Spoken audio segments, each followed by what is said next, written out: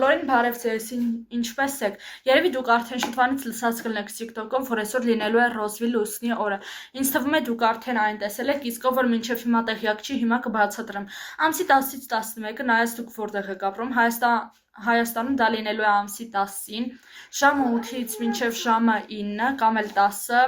նայած որ թաղամասում եք գտնվում, լինելու է Ռոզվի Լուսինը կամ ուրիշ ձև ասելով ելակային լուսինը կամ կարմիր լուսինը։ Այս օրով մենք կարող ենք տեսնել միասին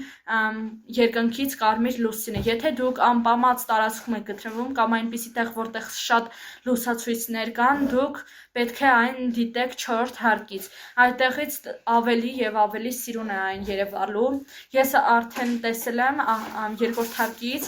ինչպես նաեւ առաջին հարկից այդ լուսինը եւ շատ հավանել եմ։ Այն շատ գեղեցիկ տեսք ունի, նաեւ ըստ լեգենդի ասում են, որ այս լուսինը լինելու է 19 տարին մեկ։ Այս երևույթը դուք համոզված եմ շուտ չեք տենա 19 տարուց, եթե իհարկե տնաք